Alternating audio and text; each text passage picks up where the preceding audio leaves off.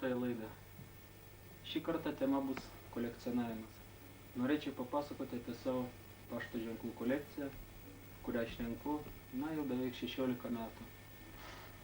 Pradėjau rinkti kažkur nuo 3 klasės ir tuomet, ten tokios ypatingos temos nebuvo. O 4 klasėje susiformavo tokia tema – pasaulio valstybės. Aš pradėjau, galima taip pasakyti, medžioti šalis. Man svarbu buvo tos šalies pašto ženklas, kaip tos šalies simbolis. Suprantate, jisai yra atspausdintas toje šalyje ir, ten yra kažkokia informacija pateikdavo man. Tenai tos šalies valiuta, kalba būdavo jau suprantama, oficialūs simboliai tos valstybės. Štai kažkur nuo 4 klasės pradėjau intensyviai rinkti tos pašto ženklus ir formavosi mano kolekcija.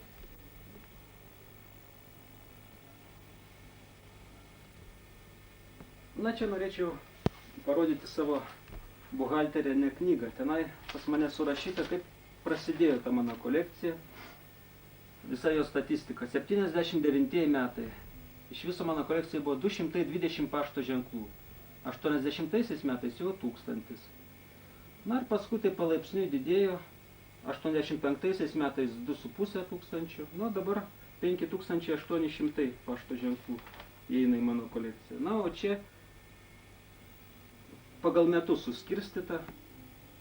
Sakysim, baigęs mokyklą aš turėjau jau 2000 pašto ženklų, bendrai sumai 757 rubliai tuometiniai.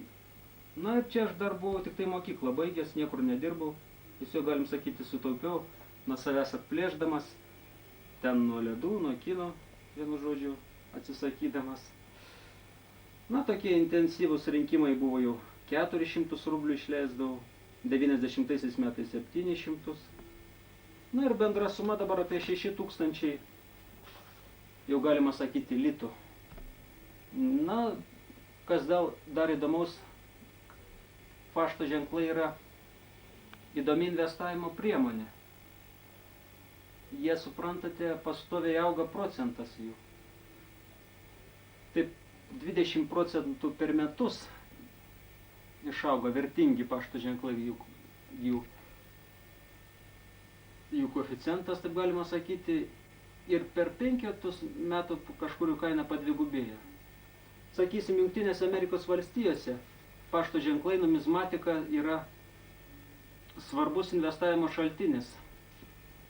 Netgi kai kuriais atžvilgiais vertingiau už briliantus, auksą, pavyzdžiui, akcijas.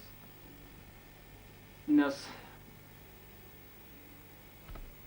tai meno vertybė, suprantate, pavyzdžiui, tokie visokie paveikslai Rembranto irgi labai yra vertingi, bet tenai vienas paveikslas, sakysim, kainuoja $1 000 000. O čia pašto ženklas, jis gali būti ir pigus, ir nedaug kainuojantis. Aišku, yra ir tokių didelių retenybių, kurios labai daug kainuoja. Čia aš parodysiu. Todėl pradėsime nuo pirmojo albumo. Taip, valstybių albumas, dabartinių valstybių albumas. Tiesa, dar štai, čia nedidelė parodos lapuose suklijuota dalis kolekcijos. Čia vakarų Europos valstybės. Čia pagrindinė tema, galima sakyti, žemėlapiai, vėliavos tos šalies. Čia Suomijos, Austrijos, toks labai gražus žemėlapis. Paskui čia jau rytų Europa. Rytų Europos įvairios žemėlapiai, vėliavos. Čia įdomus dalykas, dar negalutinai susiformavusi dabartinė Tarybų sąjunga buvusi. Štai Tarybų sąjungos buvusios pašto ženklas. Ir tai jau dabartiniai ženklai. Kazachstanas, Turkmėnija, Belarusija, Ukraina, štai Lietuvos ženklas. Paskui čia jau Azijos valstybės, Azija, artimieji rytai. Čia Centrinės Azijos šalis, tolimųjų rytų. Afrikos valstybės įvairios. O tai Amerika, Jungtinės Amerikos valstijos, Kanada. Čia Centrinė Amerika, Pietų Amerika ir galutinis, paskutinis puslapis tai Australijos ir Okeanijos valstybės. Na, čia, taip sakant, išrinktas pačios pagrindinė tema. Na, o čia jau toks bendras albumo vaizdas. Nieko. Štai čia yra Lietuvos TSR ženklai, dar buvusios Tarybų Sąjungos paštai. Taigi čia yra dabartiniai Lietuvos pašto ženklai, tai yra Tarybų Sąjungos Lietuvos tematika. Na, čia Rytų Europos valstybės. Paskui čia Šiaurės Europa, Suomija, Landų salos gana įdomios valstybės. Čia Vakarų Europa, Anglijos pašto ženklai. Čia Vokietija ir jos žemių herbai.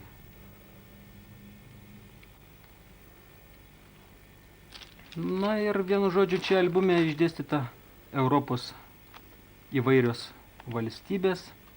Čia Europa užsibaigė ir prasideda Azijos valstybės.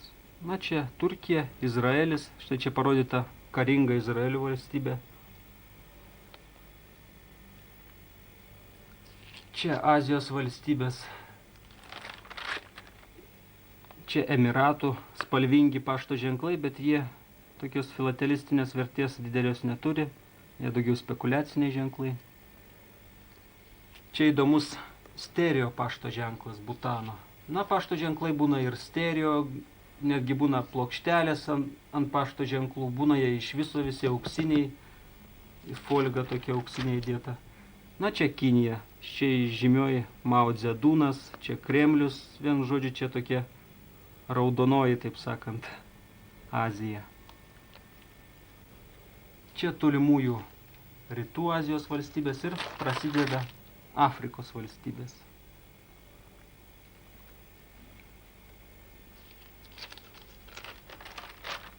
Na, čia visokie spalvingi dabartiniai pašto ženklai, jų vertė nedidelė, tiesiog tai, kaip galim pasakyti, šitame albume galime susipažinti su įvairiomis valstybėmis, pasisvečiuoti, turėti, taip sakant, supratimą apie tas valstybės.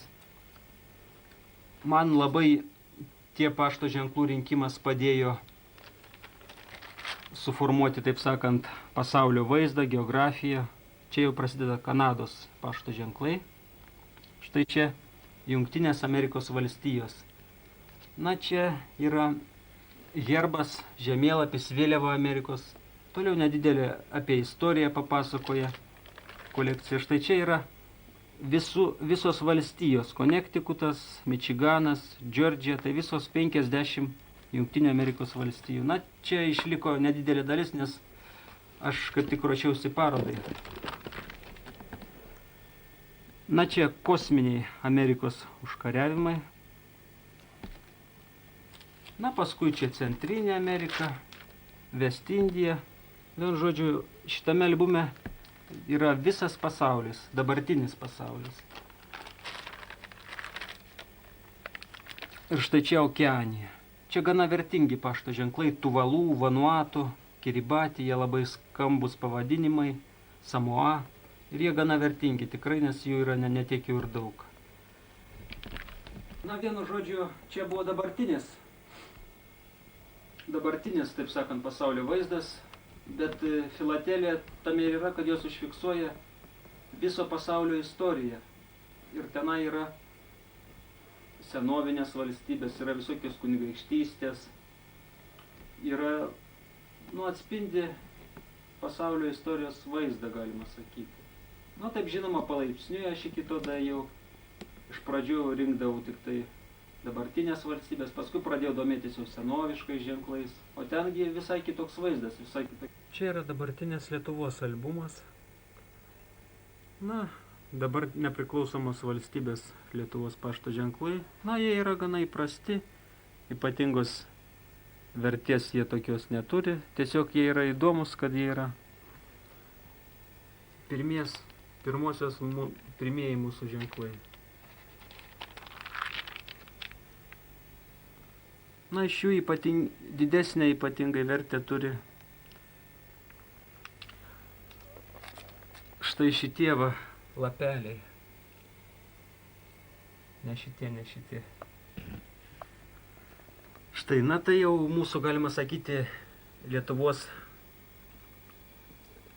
vertybė didelė, nes jie jau kainuoja gana didelius pinigus, jie yra reti ir jie buvo anksčiau pardavinėjami kioskose ir tiesiog suplėšomi, o čia yra pilnas tasai suvenyrinis lapelis.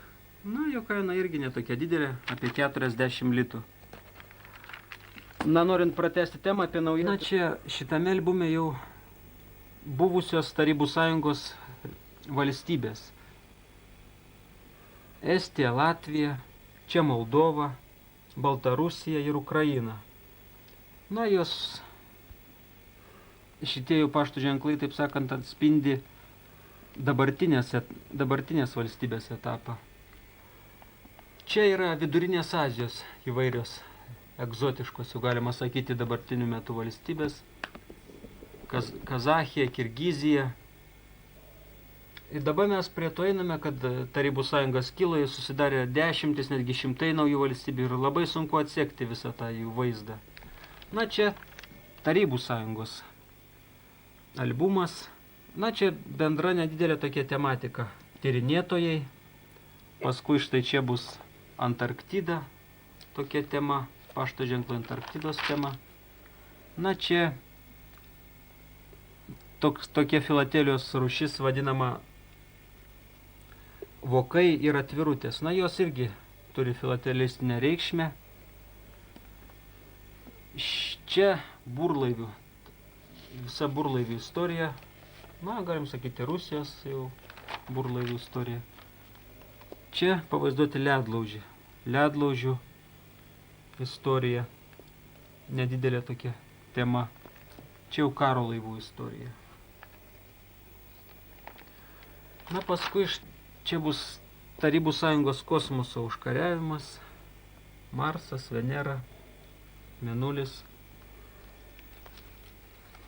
Čia irgi įvairūs dalykai. Šitas štai lapas vadinasi suvenyrinis lapelis.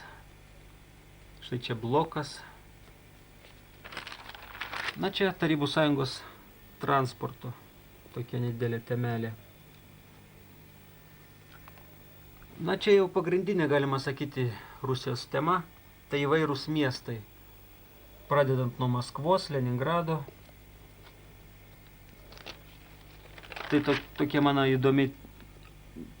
įdomi tema visos Tarybų Sąjungos miestai. Na, čia Minskas, štai čia Ryga, Tartu, įvairūs miestai. Čia jau bus Tarybų Sąjungos bloko valstybės, socialistinis lageris, galima taip sakyti. Čekoslovakija, Vengrija, Jugoslavija, na ir kitos draugiškos rusų valstybės. Šita tema tai respublikos, buvusios Tarybų Sąjungos respublikos. Na, jos irgi jau dabar išsivaduoja dalis. Na, čia irgi respublikos ir tokia įdomi tema naujametiniai pašto ženklai.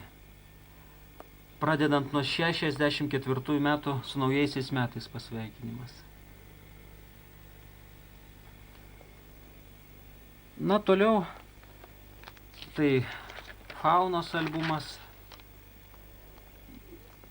Čia tokie atskiri pašto ženklai ir įdomesnis dalykas tai dinozaurai. Tai tokie priešistoriniai gyvūnai ir dinozaurai, tokia mano tema sekanti. Na, čia daug yra įvairių temų. Ir šita filatelijos rūšis vadinasi tematinė filatelija, kurios svarbu ne pats pašto ženklas, o būtent paveikslėlis. Ar tai yra, na, kokis ten gyvūną vaizduoja. Tai gali būti ir sportas, ir gyvūnai, ir visa kita. Na, bet mano pagrindinė dalis kolekcijos vis dėlto yra valstybių albumas. Čia sekantis yra kolonijų albumas. Pradedant nuo Europos kolonijų. Ir štai čia yra gana įdomios Indijos kunigaikštystės. Tai gana įdomus labai egzotiniai pavadinimai: Gvalijoras, Džindas, Džaipūras, Sauraštra. Na, toliau čia yra irgi Anglijos kolonijos, Malaizija. Malajos kunigaikštystės irgi įvairios. Negris Sembilan, Perak, Kedah, gana egzotiški pavadinimai. Na, čia yra Afrikos kolonijos. Didžioji Britanija yra pati didžiausia, tiksliau buvo pati didžiausia kolonijinė imperija. Ir aš turiu virš 100 kolonijų.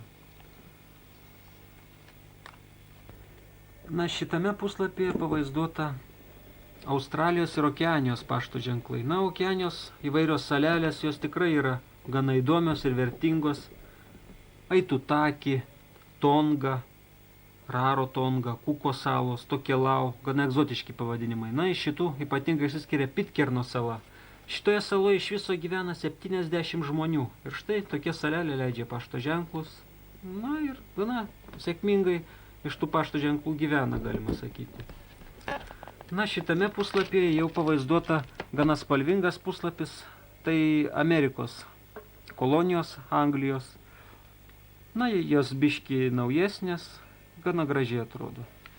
Na, o čia jau truputį senesni pašto ženklai. Čia tokie išsiskiria Newfoundlando sala. Jos jau dabar ir priklauso Kanadai, bet anksčiau buvo tokia kolonija. Na, o čia prasideda antroji po Anglijos prancūzų kolonijos. Tai irgi gana didelė dalis prancūzų kolonijų buvo pasaulio mastu. Tai buvo antra pagal stambumą kolonijinė imperija. Na, čia Šiaurės Afrikos kolonijos, o paskui čia bus visa likusi Afrika. Netgi yra toks posakis prancūzų kalba kalbanti Afrika, frankojazičnąją Afriką, nes labai daug buvo prancūzų kolonijų Afrikoje. Beveik visa vakarų Afrika. Na, čia kitos prancūzų kolonijos. Tai Azijos, Okeanijos valstybės ir Amerikos, prancūzų Amerikos kolonijos, Gvadelupa, Martinika. Na, dabar šitos Gvadelupa ir Martinika jau pasidarė departamentai prancūzų, jos tarytum pasidarė dalis pačios Prancūzijos. Na, paskui čia yra Ispanų kolonijos. Ispanų kolonijos irgi yra gana jų daug, na, bet vis dėlto sutilpo į vieną puslapį. Toliau sekant yra Portugalų kolonijos. Portugalų irgi, galima sakyti, yra kolonijinė imperija. Ispanai ir Portugalai tai buvo nuo senų laikų. Turėjo labai daug kolonijų, bet paskui dabartiniais jo laikais Anglija užvaldė labai daug jų kolonijų. Šitame puslapyje Italijos kolonijos. Jau šiek tiek jų nedaug, bet Italija irgi turėjo keletą kolonijų, iš kurių žymiausia Eritreja. Čia Olandijos kolonijos. Ir štai čia Amerikos kolonijos. Čia iš viso vos keletas: Filipinų ir Panamos kanalos zona. Šitame puslapyje Belgijos ir užbaigė kolonijas Vokietijos kolonijos. Na, Vokietija turėjo 10 kolonijų, bet visos jos buvo jai atimtos jau iškart po Pirmojo pasaulinio karo. Taigi čia jau tikrai yra istorinis reiškinys. Šitame puslapyje yra Rusijos Levantas. Na, Levantas tai yra pašto kontorų, pašto ženklai, ir jie yra jau sudaro kitą porūšį pašto ženklų. Jis skirtingai nuo valstybių, pavyzdžiui, arba kolonijų. Štai čia yra miestai: Monanthos, Dardanelai, Kirasundas, Konstantinopolis, Rizechas. Tose miestuose buvo Rusijos pašto kontoros, bet jie nebuvo nei okupuoti, nei nieko. Štai paskutinėme puslapyje irgi Levanto įvairios valstybės. Taip, anglų, prancūzų, italų Levantas. Čia tokios salelės Kaso, Kos, Lipso, Skarpanto. Štai čia prancūzų Indokinijos pašto ženklai. Irgi gana vertingi. Tsongking, Patkhoi. Čia tokie egzotiški labai pavadinimai. Jie yra gana reti pašto ženklai. Ir jie sudaro Levanto porūšį.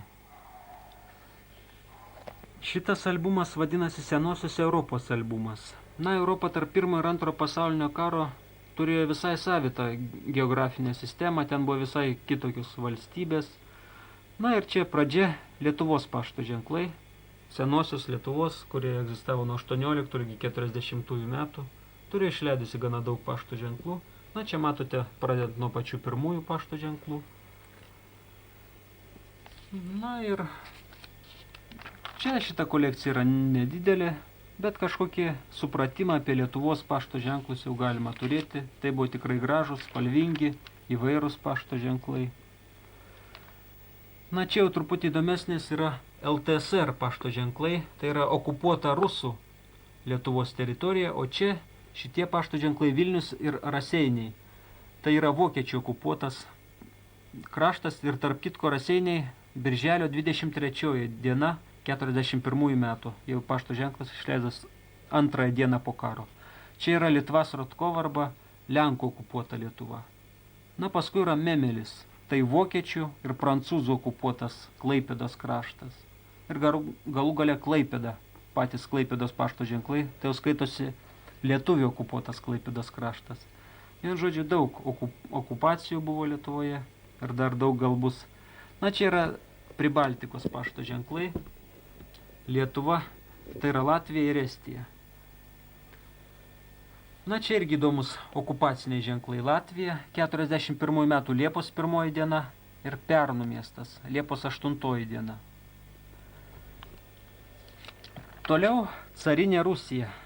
Tai irgi buvo įdomi valstybė. Čia parodyti visi Romanovai, Rusijos carai. Čia pašto ženklas irgi gana įdomus.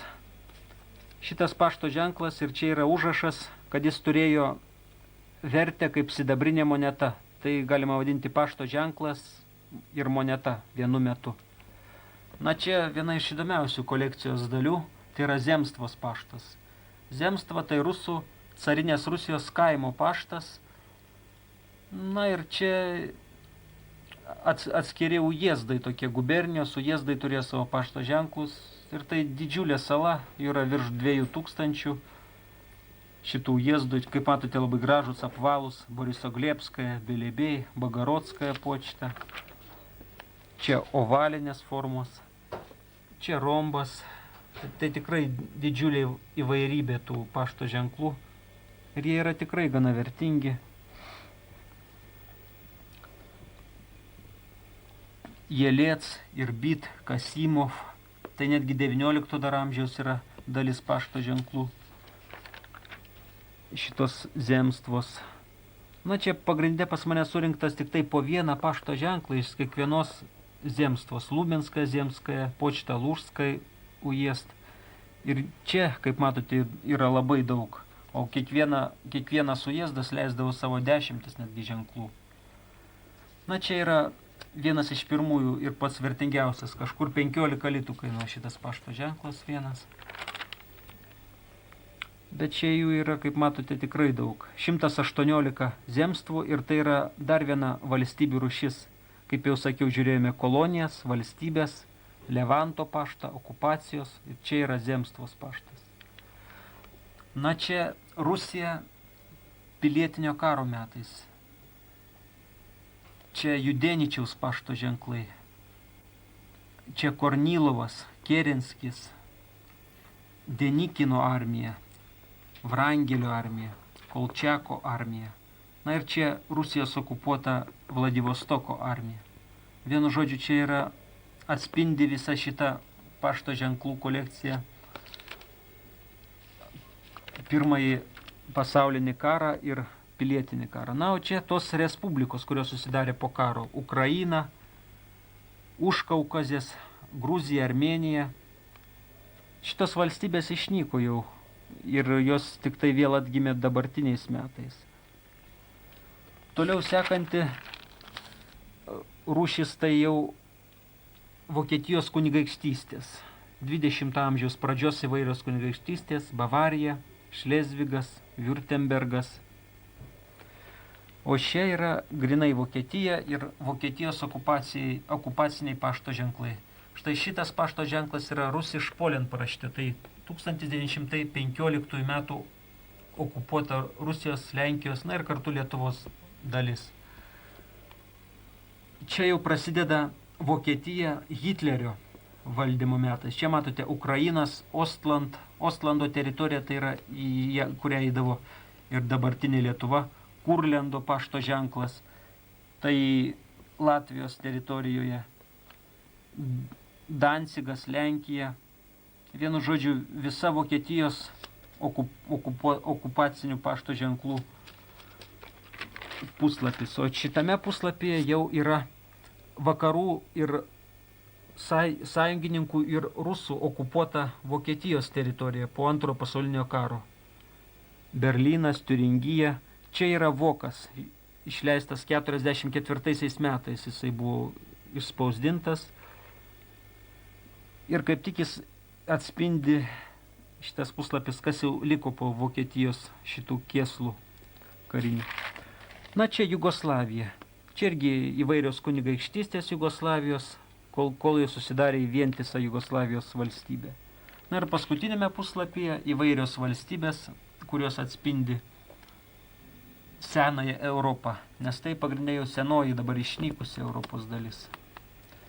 Su šiuo albumu viskas. Na, čia šitas albumas jau klasikinis albumas, tai Europos klasika, 19 amžiaus pašto ženklai. Tai tikrai yra jau vertingi pašto ženklai, jie yra seni, kiekvienas iš jų yra išgyvenęs po 100-150 metų ir vien todėl jie turi didelę vertę. Na, čia albumas pačiam pirmajame yra Austrija. Čia patys pirmieji Austrijos pašto ženklai ir visi kiti 19 amžiaus pašto ženklai. Na, jie yra tikrai gana vertingi, bet, pavyzdžiui, šitas puslapis 80 litų kainuoja. Sekanti valstybė yra Niderlandai.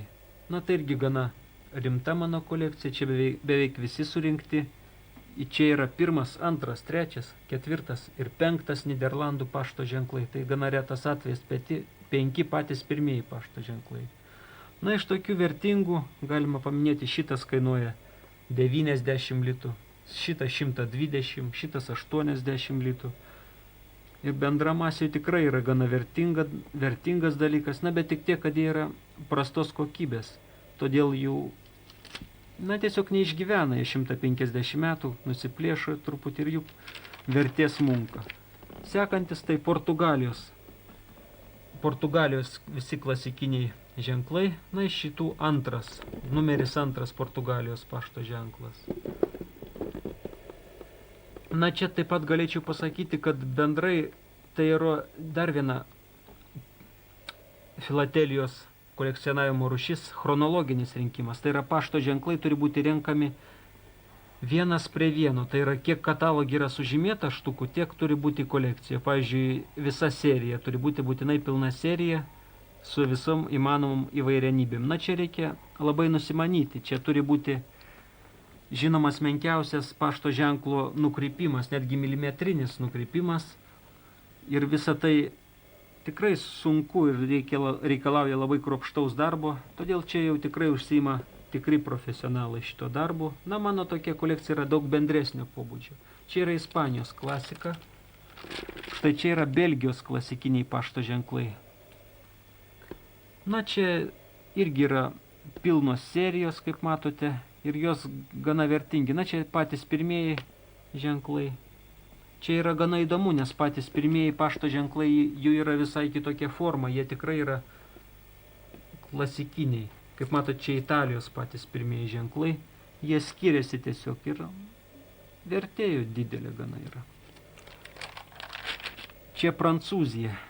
Iš Prancūzijos irgi, čia kaip matote, yra dar viena rūšis, tai antspaudai. Antspaudų rinkimas ant pašto ženklų. Ant šito pašto ženklo matosi antspaudas 62 metai. tais metais jis buvo užgesintas pašto ženklas, tai yra kaip pašto dokumentas. Ir tai yra irgi įdomi rūšis. Aš turiu virš 300 gesinimų rūšių. Čia yra Rumunija, o štai šitas pašto ženklas Rumunija ir Moldavija. Jo kaina 100 litų kažkur. Ir jie yra gana vertingi Rumunijos vadinami buliai. Tai yra pašto ženklai turinti savo pavadinimą rumunų buliai. Jų kainos tikrai yra labai didelės, bet čia šitas ženklas yra jau truputį kitoks. Negrinai toks didelė vertė. Didžioji Britanija, tai yra pašto ženklų, taip sakant, pati pirmoji, kuri pradėjo leisti šitą valstybę pašto ženklus. Ir šitas yra pats seniausias pašto ženklas, 1841 metai mano kolekcijai. Iš viso 1840 metais pradėta leisti Anglija. Ir po to pradėjo kitos leisti valstybės. Šveicarija, tai antroji valstybė po Anglijos, kuri pradėjo leisti pašto ženklus. Šitie pašto ženklai, jų irgi gana didelė vertė. Čia matote, yra negesinti ir gesinti pašto ženklai. Negesinti atrodo jie daug gražiau, bet būtent gesinimas, kuriame yra antspaudas, turi didesnę vertę, kadangi jis yra atspindi kaip dokumentas šitą epochą.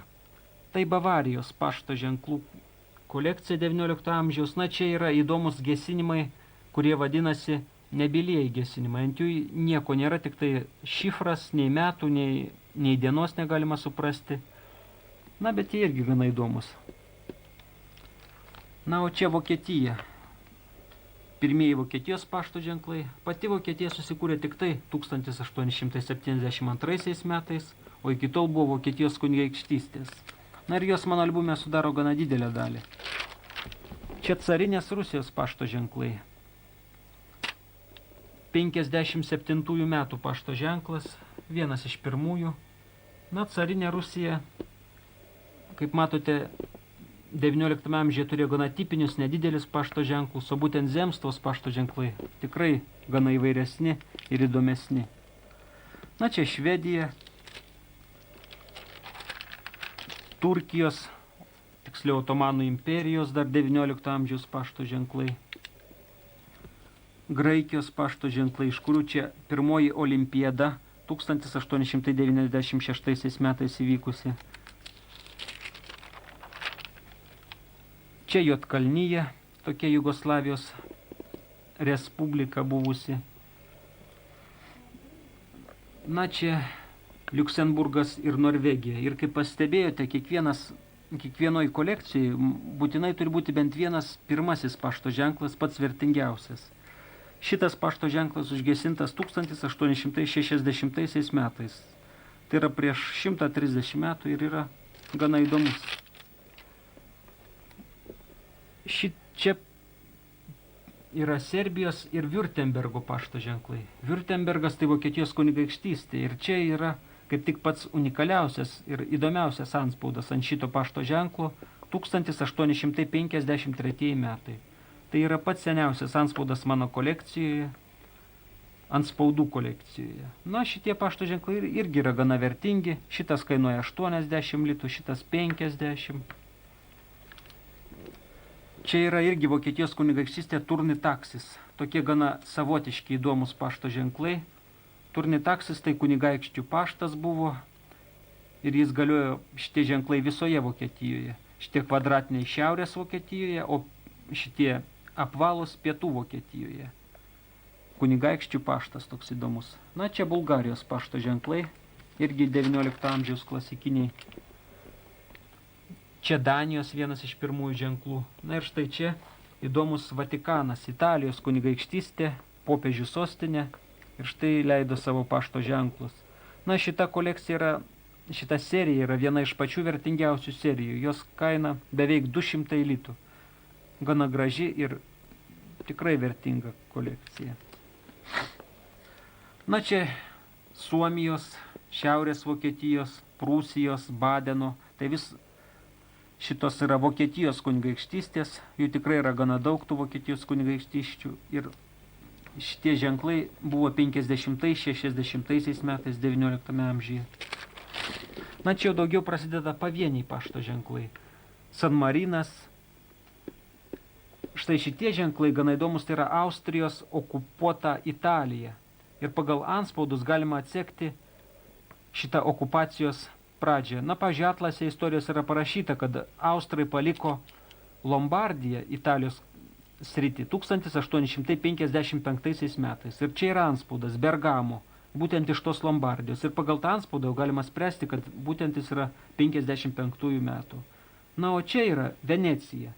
Šitas anspaudas rodo, kad Austrų Venecija yra ir Austrai paliko Veneciją 1866 metais. Ir būtent šitas anspaudas rodo jų okupacijos pabaigą.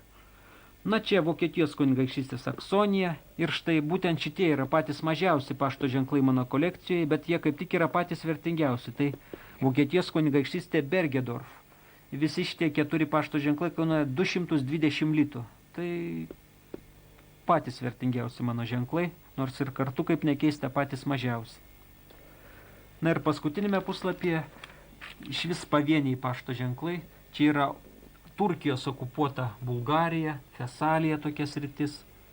Toliau pavienės vokiečių kunigaikštystės, dar vis pasitaikančios Hamburgas, Šlezvigas, Braunšveigas. Čia Elzasas ir Lotaringija, okupuota vokiečių, okupuota prancūzų dalis. Na, čia kitas Italijos kunigaikštystės, Sicilija, Modena, tai irgi gana vertingi dalykai. Italijos kunigaikštystė susivienijo 1861 metais į Italiją. Na, čia Angra ir Horta, Portugalų tokios kolonijos ir jos labai egzotiški pavadinimai, netgi nepasakysi, kad čia yra Europos šitos valstybės. Na, tiek šitam albumui. Na, šitas albumas tai yra irgi klasikiniai pašto ženklai iš viso likusio pasaulio. Na, čia matote Jungtinių Amerikos valstijų klasikinius pašto ženklus, iš kurių pats pirmasis, vienas iš pirmųjų, 1851 metai. Na, čia, kaip matote, pašto ženklai gana pilna kolekcija, beveik visi bent jau įmanomai surinkti pašto ženklai. Šita serija tai yra Kolumbo 1892 metais jubiliejus buvo ir tai yra vieni iš pirmųjų pašto ženklų, kur pradėjo vaizduoti įvairūs paveikslai, jau ne vien tik prezidentai, kai būdavo anksčiau.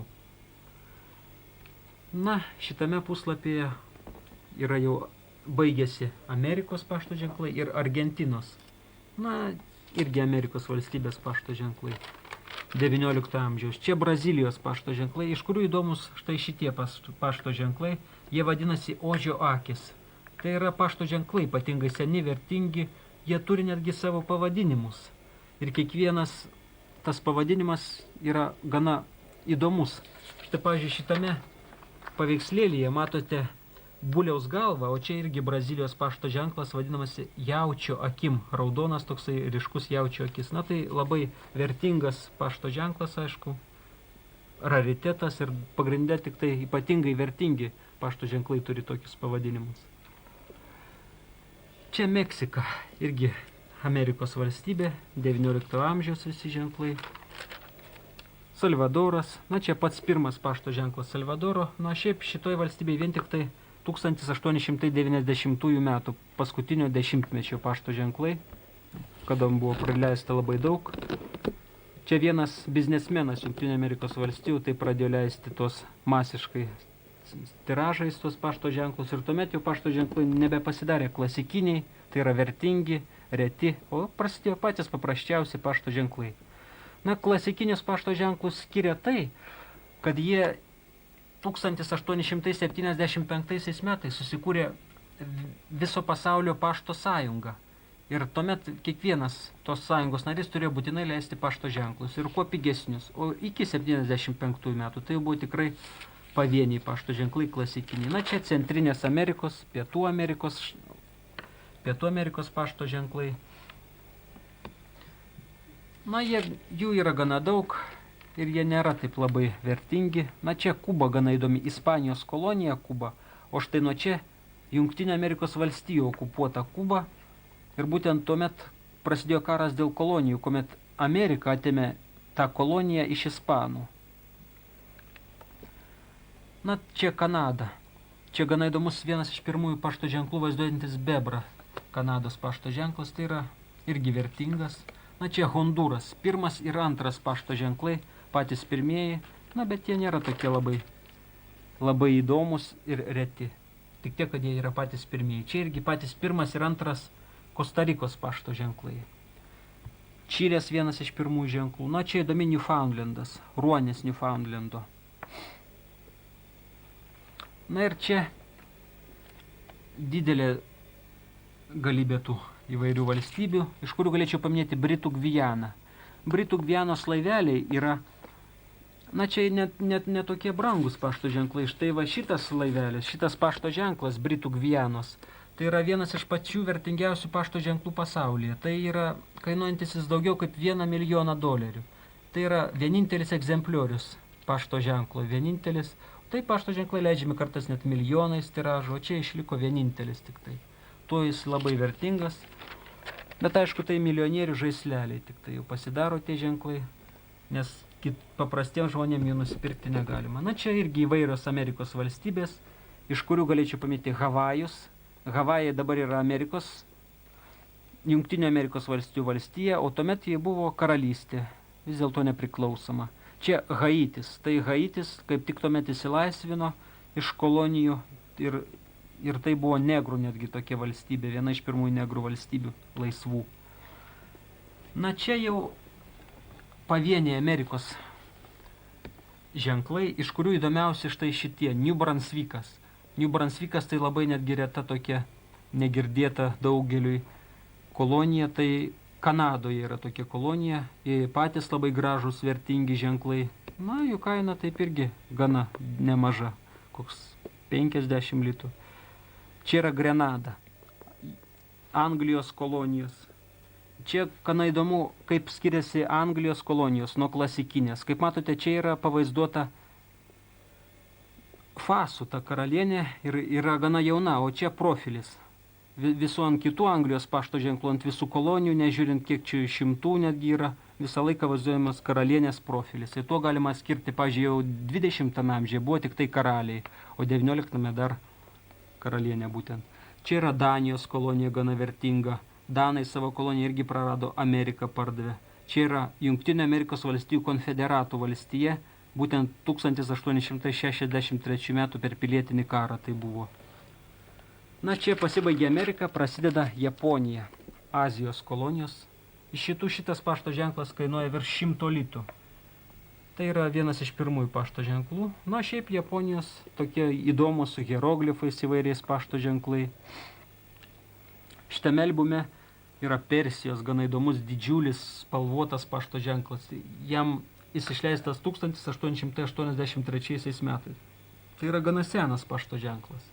Na, o čia pats pirmasis Niderlandų Indijos pašto ženklas. Na, jis kainuoja kažkur 60 litų, tai irgi gana nemaža vertybė. Na, čia pavaizduota Indijos, Anglijos kolonija Indija, o štai šitas pašto ženklas, Kinijos didysis drakonas, jis turi savo pavadinimą, būtent tik tai vertingi ženklai turi savo pavadinimą, jis vadinasi didysis drakonas, na, o čia mažasis drakonas. Na, jo kaina kažkur 60 Jungtinių Amerikos valstijų dolerių. Taigi tai tikrai yra vertingas dalykas, visi pirmieji vertingi. Štai pirmas ir antras Siamo pašto ženklai. Siamas tai tokia dabartinis Tailandas, tuomet vadinosi Siamas, tokia kunigaikštystė Azijos. Na, šitame puslapyje irgi įvairios kunigaikštystės. Ispanų kolonija, čia Saravakas, Malaizijos kolonija. Na ir čia paskutinėme Azijos puslapyje labai įdomią ir didelę vertę turi Indijos pašto ženklai, Indijos kunigaikštystės. Čia matote, iš viso nėra nei vieno žodžio lotyniškai, viskas grinai tik tai sanskritų Indijos. Tai Faridkotas, čia Navanagaras, Dželavaras, Indaūras, Patijala, Bhopalas, tai įdomus pašto ženklai. Alvaras, štai šitas irgi vien tik tai sanskritų parašyta. Vienu žodžiu, tai Indijos kunigaikštystės 19 amžiuje yra gana įdomi tema. Na čia Afrikos pašto ženklai. Egiptas, viena iš pirmųjų valstybių nepriklausomų Afrikos. Na čia daugiau kolonijas. Angola, tai Portugalų kolonija. Čia Anglijos kolonijos, Italijos. Čia Liberija, pirmoji nepriklausoma Afrikos irgi valstybė. Liberija, pats jos vardas Liberija reiškia liberty, laisvė. Na šita valstybė gana įdomi, tai yra Transvalis, nepriklausoma Afrikos respublika būrų. Na, būrai tai tokie olandų persikėlė liktai, paskui buvo anglų būrų karas gana žymus. Ir šitie pašto ženklai tokie irgi įdomus, vaizduojantis istorijos įvairius pokyčius. Čia Belgijos kolonija, Portugalai. Na, Afrikos žemynės ištisa valstybių grupė buvo pasidalinusi.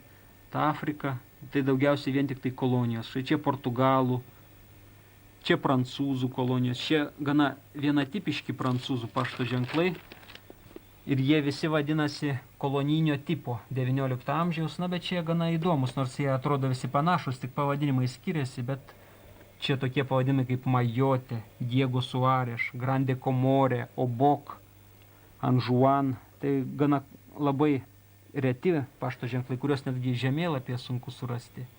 Na, iš Anglijos tokia Zululand, Bechuanaland kolonija. Na, čia gana įdomus toksai nepastebimas pašto ženklas, bet jis irgi gana įdomus, tai Etiopija. Čia visai kitoks raštas, tai yra vienintelis pašto ženklas pas mane nepriklausomos Etiopijos karalystės. Na, paskui kitame puslapyje tai Okeanijos. Australijos ir Okeanijos pašto ženklai 19 amžiaus. Na čia visa Australija tuomet buvo į keletą kolonijų pasiskirščiusi. Naujasis Pietų Velsas, Vakarų Australija. Tarp kitko gana žymi yra retenybė Vakarų Australijos gulbė. Ši gulbė perversta ir yra, nu, toks defektas buvo perversta gulbė. Šitas pašto ženklas irgi yra klasikinis, labai vertinamas, yra didžiulė retenybė. Na ir čia gana įdomus Van Diemen's Land pašto ženklas. Tai yra klasikinis pašto ženklas. Paskui jau tas pasidarė Tasmanija. Pasivadino Tasmanija ta sala, o iki tol tik tai Van Diemen's Land vadinosi būtent prieš 140 metų kažkur. Na čia Toga, Samoa, tokios Maršalo salos 19 amžiaus irgi gana vertingi dalykai. Ir todėl būtent 19 amžiuje yra labai daug tokių įdomių salelių, šalių, kunigaikštyščių, kurios niekur daugiau nepasitaikė ir išnyko daugiau kaip prieš 100 metų. Na vis jau parodyti atvaizdai tų pačių vertingiausių pašto ženklų, kurie sudaro, taip sakant, lobyną kolonijos. Čia yra pats pirmas Anglijos pašto ženklas, juodasis Penijo vardas toksai. Čia vadinasi Bazelio balandėlė, toks pašto ženklas, išleistas Šveicarijoje. Tai irgi gana retas pašto ženklas, na bet aš jį mačiau. Man pasitaikė laimė Rygoje pas vienus tokius filatelistus įmatyti. Na, Ryga tai tikrai stambus centras, ne tai kad Šiauliai. Čia galima pamatyti retenybių. Na, šitas pašto ženklas vadinama Gerosios vilties rago trikampiai. Tai irgi klasikiniai pašto ženklai, turintis savo vardą ir yra, na, jie, kaip sakoma, milijonierių žaisliukai. Juos aukcionuose pardavinėja, jų yra labai nedaug. Čia yra Merkurijus, vadinasi, žydrasis ir rausvasis Merkurijus. Šitų pašto ženklų yra tiksliai aišku, kad po 12 ir po 13 štukų iš viso. Na, paskutinėme aukcione jie buvo parduoti už 2 milijonus vokiškų markių. Patys suprantate, tokios kainos toli gražu ne kiekvienam. Na, čia toliau vadinasi tasai jaučio akis. Na, čia Saksonijos trejukė. Irgi pašto ženklas turintis tokį pavadinimą, Saksonijos trejukė. Na, jis yra tikrai vertingas. Ir tokių ženklų turinčių savo pavadinimus yra gana dar daug. Ir jie, na, juos tikrai paprastam eiliniam filatelistui galima tik tai pamatyti. Na, kaip sakiau, Rygoje man jau teko tokie laimė, jos keletą bent pamatyti. Tiesiog, na, užtek. Na, čia galėčiau dar papasakoti keletą įdomesnių nuotykių. Filatelija tai ir bet koks kolekcionavimas visą laiką susijęs su savo pomėgiu. Tenai būna daug įdomių visokių situacijų. Na, vienas iš tokių tai dabartiniais laikais tiesiog neįvertina tų kolekcijų žmonės. Sakysim, aš turėjau mano draugą, jis buvo gavęs iš dėdės palikimą didelę kolekciją. Tai va, įsivaizduojat, išmetė į šiukšlių dėžę, ten sako, rusiški ženklai, jie nevertingi. O aš jų norėjau kaip tik įsigyti pas jį. Ir ten netgi buvo ženklas, kainuojantis keletą šimtų rublių tais laikais.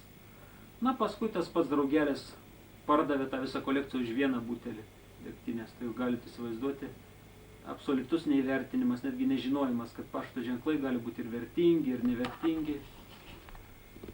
Na, paskui netgi aš pats, atrodau, 15 metų renku pašto ženklus, galiu apsirikti, nes pavyzdžiui, aš buvau gavęs tokį labai vertingą pašto ženklą, turint irgi savo pavadinimą, Kalač vadinasi, carinės Rusijos pašto ženklas. Na, aš kažkaip ten pažiūrėjau pagal katalogą, man pasirodė, jis kainuoja kažkur 20 rublių, o aš jau už 7 rublius pirkau, beveik dvigubai pigiau. Na, galvoju, nuvešiu į Rygą, parduosiu. Na, man iš karto pagriebė tą pašto ženklą. Paskui namuose tik pažiūrėjau, kad tenai jis jau vien tik pats tai reiškia, kad jis turėjo savo pavadinimą, Kalač. Jau vien tik tai reiškia, kad ženklas turintis savo vardą yra tikrai vertingas. Na ir pasirodo, tai tikrai aukcioninis pašto ženklas, kurį galima išstatyti, pavyzdžiui, aukcione kur nors vakaruose. Ten būtų galima įvertinti keletą, netgi $100. Taigi tai atsitinka netgi visiems. Bet reikia vis dėlto žinoti, kad tai... Galėčiau papasakoti keletą egzotiškesnių atvejų iš, pavyzdžiui, didžiųjų retenybių pasaulinio masto. Sakysim, rumunų bulius, toks irgi gana žymus pašto ženklas. Na, jo kaina čia tūkstančiais jau vertinama, netgi ne litų, dolerių tūkstančiais. Tai va, vienam kaime kažkokia mergaitė surado tenai, žaidė su tais pašto ženklais, paėmė, sudegino. Tiesiog pasakė, man tas bulius išgazdino, jie sudegino. Na, jūs suprantate, kaip kolekcionierius turi jaustis, kai tokia retenybė tiesiog išmetama, sudeginama. Na, paskui buvo Rusijoje atklydęs vienas žydrasis Merkurijus, toksai gana žymus pašto ženklas. Na, jo irgi patekimo į Rusiją įdomus atvejis čia. Per okupacinius laikus partizanams vieną kartą pakliuvo vokiečių generolas. Na, o pas jį būtent portsigarė surado paslėptą tą pašto ženklą, kuris, kaip sakau, jau kainuoja milijonus netgi. Ir dabar yra kažkur Rusijoje vienintelis toksai ženklas. Na, todėl galėčiau pasakyti, kad visa šita kolekcionavimas tai yra tikrai įdomus laiko praleidimas. Čia jaunimui ypatingai, kaip galiu pasakyti, pavyzdžiui, apie save, tai man, pavyzdžiui, tas valstybių rinkimas labai praplėtė akiratį, labai anksti pradėjau geografiją domėtis, istoriją, ir žodžiu įvairiais dalykais, pasaulį gana pažinau gana labiau ir mokytis buvo geriau, man netgi mokykloje sekėsi labiau. Na, o temos, kurios rinkimui yra tiesiog labai įvairios. Aš jau čia minėjau, galiu pakartoti, tai gali būti tematika. Visokias rinkti galima sportą, pavyzdžiui, ten gyvūnus kokius nors. Toliau yra geografija, tai valstybių rinkimas. Na, tai irgi priklauso prie tematinio kolekcionavimo. Na, paskui chronologija, tai jau tikrai rimtas dalykas, kur, kaip sakoma, pašto ženklus reikia rinkti po vieną, pagal katalogus čia. Na, čia, bet irgi tai, kaip sakau, 19 amžiaus pašto ženklai yra tikrai labai vertingi.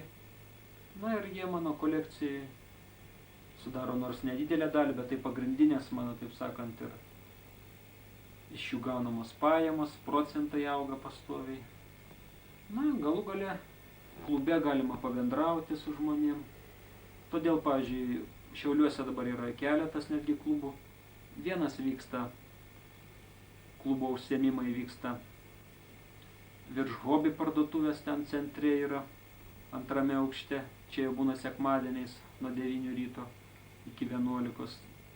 Kitas užsiėmimas vyksta statybininkų rūmuose, ten renkasi jau visi kolekcionieriai, ne vien tik tai filatelistai. Na, ten kitos kolekcionavimo rūšys yra atvirukai, pavyzdžiui, visokie seni daiktai, knygos, monetos yra, banknotai, vien žodžiu, visokių yra kolekcionavimo rūšių. Na ir paskui yra dar vienas klubas šeštadieniais. Jis vyksta šeštadieniais nuo... Čia studentų kampas, ten tokia yra diskoteka. Vien žodžiu, tikrai galima praleisti laisvalaikį, nebūtinai vien tik kavinėse ar kino teatruose. Reikia susirasti savo kokį pomėgį. Tai, taip sakant, palengvins jūsų gyvenimą. Jis